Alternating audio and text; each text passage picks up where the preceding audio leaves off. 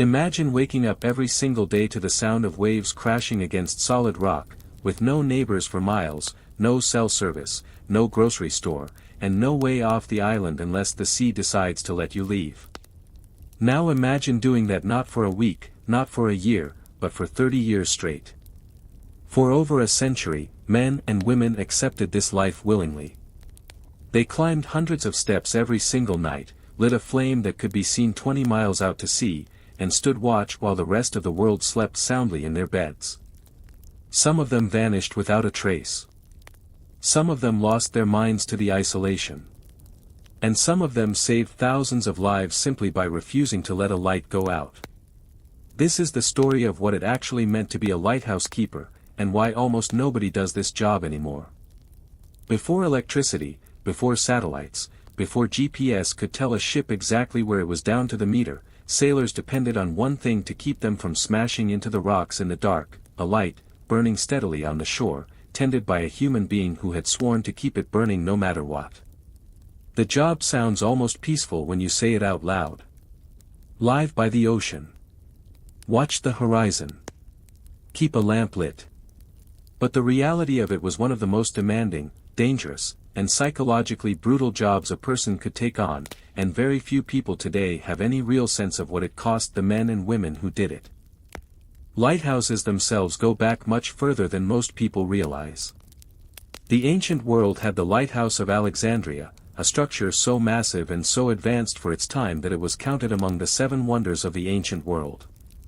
Built on the island of Pharos around the 3rd century BCE, it stood well over 100 meters tall, and it guided ships into the harbor of Alexandria, Egypt for roughly 1,500 years before earthquakes eventually brought it down. That single structure was so influential that the word for lighthouse in French, Italian, Spanish, and several other languages still derives from its name.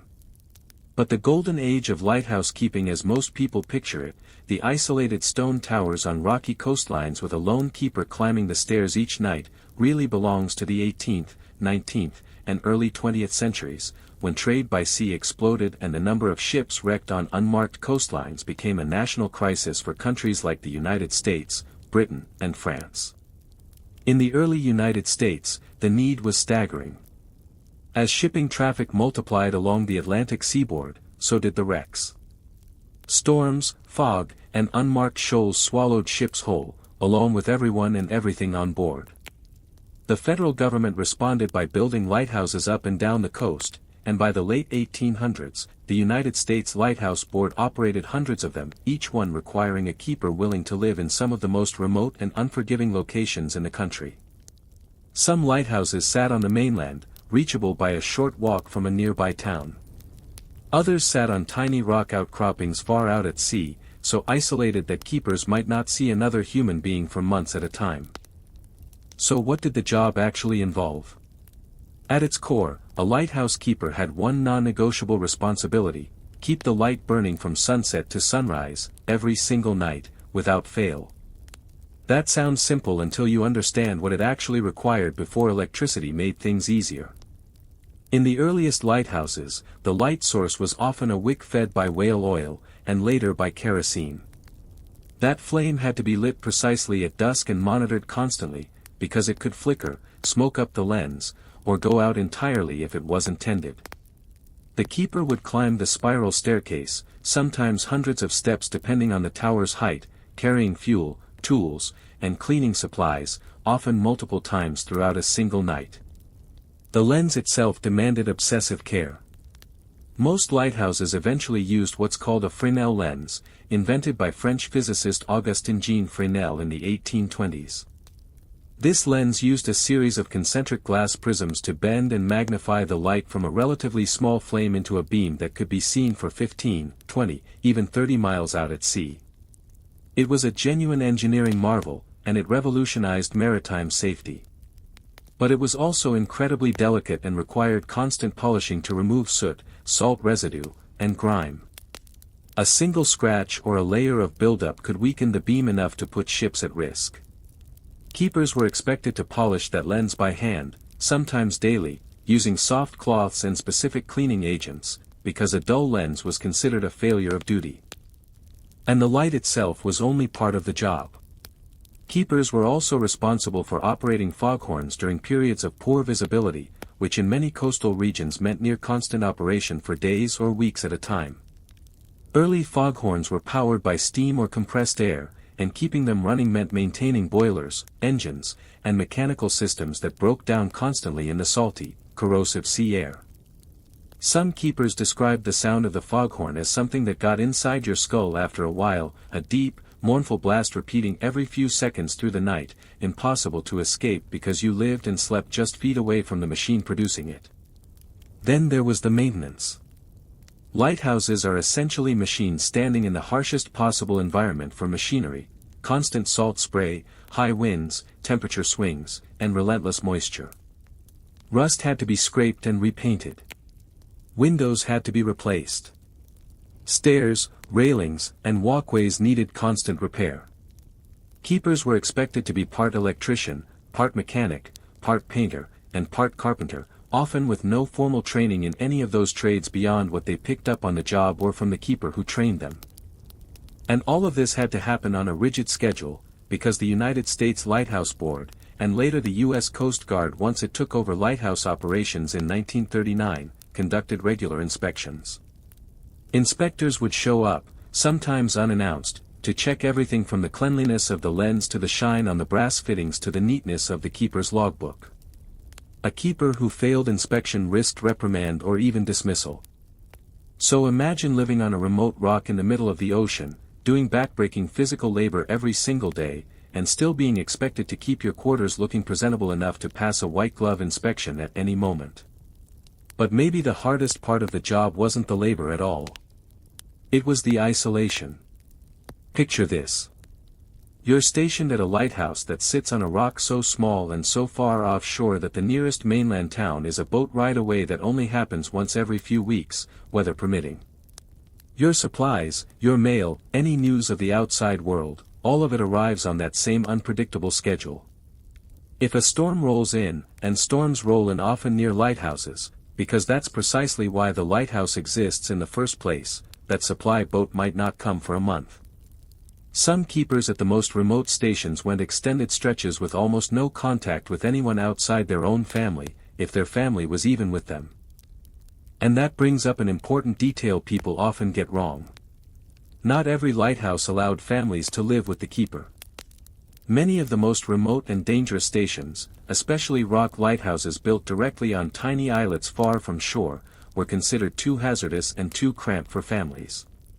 Keepers assigned to those stations lived alone, or with one or two assistant keepers, for months at a stretch, rotating on and off duty with relief keepers when conditions allowed. Other lighthouses, particularly those closer to the mainland, did have keepers' houses attached, and entire families grew up in the shadow of the tower, with children doing their schoolwork by lamplight and mothers running the household while also helping tend the light when needed. Life for those families was its own kind of extraordinary. Children who grew up at lighthouses often talked about a childhood unlike almost anyone else's: no neighbors to play with, no school just down the road, lessons often conducted by mail through correspondence courses, and a deep, intimate relationship with the ocean that shaped how they saw the entire world. Some of these children grew up to become keepers themselves, inheriting a way of life passed down almost like a family trade. The isolation wasn't just about loneliness, though. It was dangerous. If a keeper got sick or injured, there was often no doctor for miles, sometimes no way to even call for help. Keepers dealt with broken bones, infections, and illnesses using whatever first aid knowledge they had and whatever supplies happened to be on hand. Waiting for the next supply boat to bring a doctor could mean waiting for weeks. In an era before radio communication became standard, an emergency at a remote lighthouse could genuinely mean life or death with zero chance of outside intervention.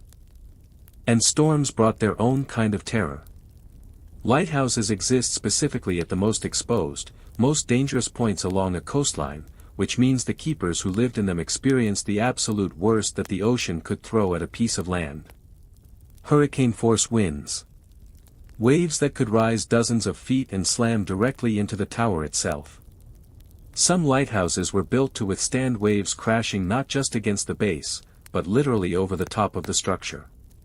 Keepers described nights when the entire tower shook and groaned under the force of the wind and sea, when they genuinely believed the structure might collapse around them, and when the only thing keeping them at their post, climbing those stairs again and again despite the terror, was the knowledge that somewhere out in that same storm, a ship full of sailors was depending entirely on that light staying lit. This is where the story of lighthouse keeping stops being about routine and starts being about genuine heroism, because history is full of keepers who risked, and sometimes lost, their own lives to keep that promise. In December of 1900, a supply ship arrived at the Flannan Isles lighthouse off the coast of Scotland, a remote and treacherous station perched on a cluster of islands in the North Atlantic. The relief keeper climbed ashore expecting to find the 3 keepers stationed there going about their normal duties. Instead, he found the lighthouse completely empty. The clocks had stopped. A chair was overturned. A meal appeared to have been left unfinished on the table. The lamp itself had been properly cleaned and prepared, suggesting the men had, at some point, still been carrying out their duties. But the 3 keepers themselves, James Duckett, Thomas Marshall, and Donald MacArthur, were simply gone, and they were never found. To this day, nobody knows exactly what happened to them.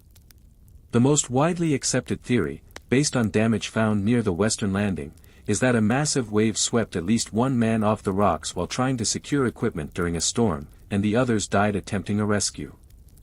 But no bodies were ever recovered, and the mystery of the Flannan Isles has haunted maritime history for over a century, a chilling reminder of exactly how dangerous, and how final, a single mistake at a remote lighthouse station could be. Stories like this weren't isolated incidents. They were a constant, quiet risk that every keeper accepted the moment they took the job. And yet, thousands of men and women did take that job, generation after generation, because the alternative, an unlit coast, meant ships running blind into rocks and sailors dying in the dark. The keepers weren't chasing glory. Most of them are barely remembered by name today. They were simply doing a job that had to be done, in a place almost nobody else was willing to live, for a wage that was rarely generous, because somebody had to. So who actually chose this life? The answer might surprise you.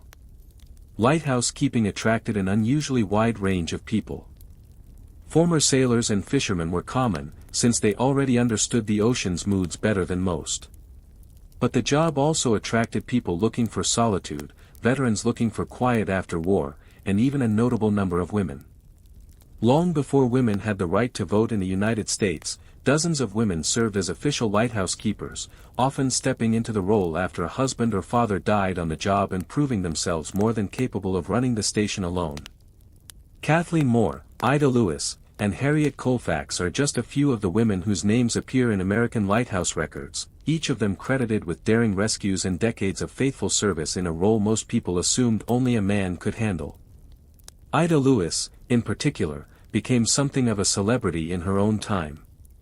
She began helping her father tend the Lime Rock Lighthouse in Rhode Island as a teenager in the 1850s, and over the course of her life, she is credited with saving somewhere between 18 and 25 people from drowning, depending on the historical account. She eventually became the official keeper herself and held the position for decades, receiving visits from presidents and widespread public admiration, at a time when very few women held any kind of federal position at all. The job also had its own strange rhythms and rituals that outsiders rarely think about. Keepers kept meticulous logbooks, recording weather conditions, ships spotted, any unusual events, and the exact times the light was lit and extinguished each day. These logs weren't just bureaucratic busywork. They created a detailed historical record of coastal weather and shipping patterns that historians and meteorologists still study today. Reading through old lighthouse logs, you find keepers noting everything from passing whales to violent storms to, in rare and tragic cases, ships they watched go down without being able to do a single thing to help, because the wreck was happening too far away or too fast for any rescue to reach in time. Imagine standing at your post, doing your job perfectly, keeping that light burning exactly as required, and still watching helplessly as a ship sinks somewhere out on the dark water, knowing you'll write it down in the log later because there was nothing else you could do. There's a psychological weight to that kind of responsibility that's hard to fully capture. Keepers weren't just maintenance workers. They carried, quite literally, the safety of every ship that passed their coastline. A single missed night, a light that failed to shine at the wrong moment, could mean a wreck and lost lives, and every keeper knew it. That pressure, combined with the extreme isolation, took a genuine toll on some keepers' mental health. Historical records include cases of keepers suffering from what would today likely be diagnosed as severe depression, or what was sometimes called at the time lighthouse fever, or keeper's madness, a general term used for the psychological strain of extended isolation, monotony, and the ever-present awareness of how much depended on their vigilance. Assistant keepers were sometimes assigned specifically to prevent a single keeper from enduring that isolation entirely alone, though even with company, the strain of the environment remained. By the early 20th century, technology slowly began changing what the job looked like. Kerosene lamps gave way to incandescent oil vapor lamps, which burned brighter and required less constant attention. Radio communication eventually connected even remote stations to the mainland, easing some of the crushing isolation that had defined the job for so long. But the fundamental role, a human being physically present to maintain the light and respond to emergencies, remained largely unchanged for well over a century. That began to change dramatically after World War II, and especially from the 1960s onward, as electricity, and eventually automation, spread to lighthouses across the United States and much of the world. Automated systems could turn lights on and off using photoelectric sensors that detected sunset and sunrise. They could run on generators or eventually solar power, with backup systems in case of failure. Automated foghorns could detect fog using sensors far more consistently than a human keeper straining to judge visibility through the dark. One by one, lighthouses that had employed keepers for 100 years or more were automated, and the keepers were reassigned, retired, or simply let go. The United States Coast Guard, which had taken over lighthouse operations from the civilian lighthouse service in 1939, oversaw most of this transition. Station after station converted to automatic operation throughout the 1970s and 1980s. It wasn't a dramatic single event. It was a slow fade, one lighthouse at a time, until an entire profession that had existed for well over a century simply stopped existing in any meaningful, active sense. The very last civilian keeper to be phased out under this process was at Boston Light, on Little Brewster Island in Massachusetts, which holds the distinction of being the oldest lighthouse site in the United States, first lit all the way back in 1716. Congress, recognizing the historical significance of the location, passed a special provision ensuring that Boston Light would remain staffed by a keeper even after full automation, making it, to this day, the only lighthouse in the country with an officially designated civilian keeper. That keeper's role today looks almost nothing like it did a century ago. The light itself runs automatically. But someone still lives there, maintains the historic site, and welcomes visitors, a living echo of a job that has otherwise essentially vanished from American life. And that raises the real question at the heart of this story. What actually happened to the keepers, and the way of life, once automation took over? For most of them, it meant reassignment to other Coast Guard duties, or simply the end of a career they had built their entire identity around. Many had lived at their stations for decades. Some had grown up as children of keepers and never imagined doing anything else. When the last light in a family's multi-generational post went automatic, it wasn't just a job ending. It was the quiet closing of an entire way of life that had shaped families for 100 years or more. Today, most historic lighthouses in the United States are preserved as museums, tourist attractions, or bed and breakfasts, cared for by local historical societies and volunteer keepers who maintain the buildings without ever having to face the brutal, isolated reality that defined the job for generations before them. Visitors climb the same spiral staircases, look through the same, or similar, Fresnel lenses, and stand in the same keeper's quarters, but almost none of them experience even a fraction of what the job actually demanded. The romance of the lighthouse remains. The reality of the labor, the isolation, the danger, and occasionally the tragedy, has largely faded from public memory. But it shouldn't be forgotten, because for well over 100 years, it was ordinary men and women, not machines, not sensors, not automated systems, who stood at the edge of the continent every single night, in every kind of weather, and made sure that light kept burning. They did it through storms that shook their towers to the foundation. They did it through isolation that would break most people today within weeks. They did it knowing that somewhere out in the dark, a ship full of strangers was trusting them, completely and silently, to do their job right. Most of them are remembered by no one outside their own families. But the ships that didn't wreck, the sailors who made it home, the lives that were quietly saved simply because a light stayed lit night after night after night, that is their legacy, even if history never wrote their names down. If you had to live completely alone on a remote rock in the middle of the ocean for months at a time, with no phone, no internet, and no way to leave until the weather allowed it, do you think you could actually handle it, or do you think the isolation would break you within the first few weeks?